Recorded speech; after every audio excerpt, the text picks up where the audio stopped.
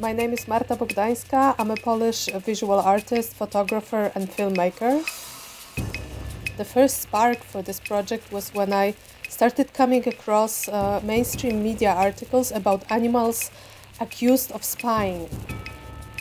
There was a story in it, and I kind of also started slowly researching about these programs, looking for different stories and articles that kind of connected me to the Western way of using animals in wars and military.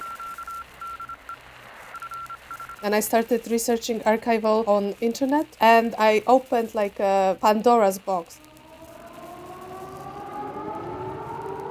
But I also had the title from the beginning. It was Shifters, and this title comes from a term shapeshifters, which is actually a term on one hand from mythology. You had a lot of gods that could change their shape and could become other beings or even trees, animals. But also on the other hand, this term is very popular in, let's say, pop culture. Shapeshifters, werewolves.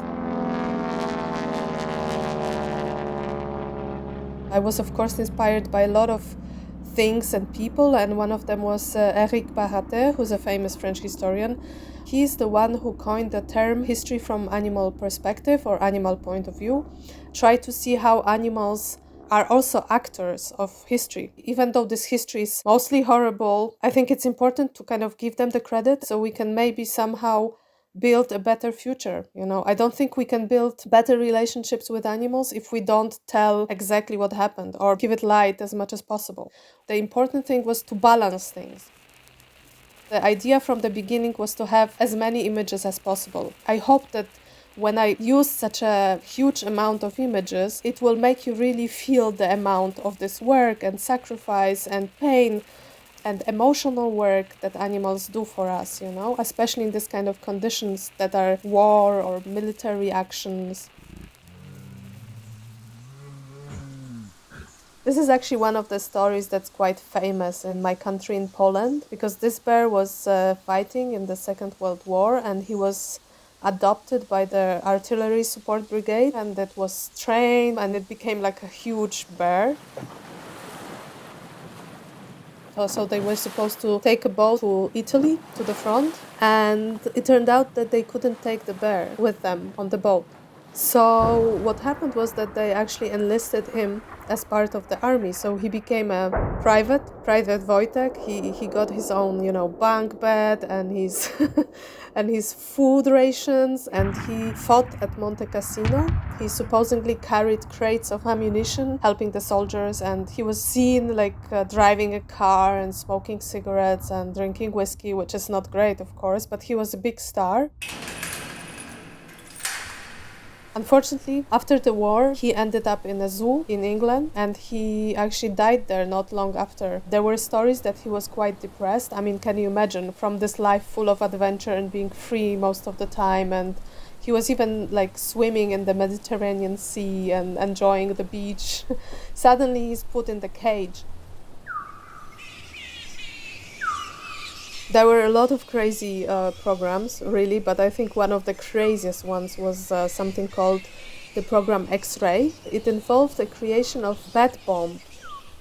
So basically it was an American military program, started in 1943. It was the time when Japan joined the war, and so they were thinking about building like a cassette bomb where you would have trays inside, and on each tray they would put hibernated bats. Each bat would also have a small explosive attached to it.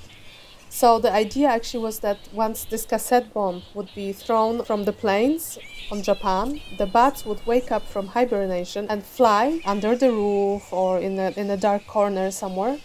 And then the explosive had the timer, so at some point it would explode, and basically the bat would become also a kamikaze.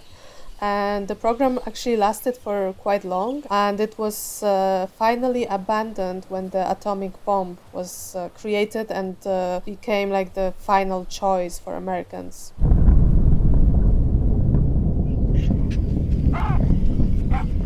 Jackie was a baboon, and he came from South Africa. He was actually a pet of one of the soldiers already before the war, and when he went to war, he decided to take Jackie with him. So Jackie followed, and he spent like time in the trenches of the First World War. As you can see in the photo, he lost his leg and he was heavily wounded, but he survived the war. And they were like taking part in some parades and raising money for the veterans and etc. A lot of these things actually happened with animals if they survived the war and became somehow a hero. Jackie actually suffered some kind of post-traumatic stress disorder, and he was scared of like bombs, explosions, and supposedly one night there was a huge storm and Jackie was so afraid that he actually died of heart attack. I mean, it's interesting that we don't even think about all these post-traumatic stress disorders and other, consequences of war and traumatic situations on animals. I mean, they also experience this, and then they are traumatized or have horrible nightmares, probably even.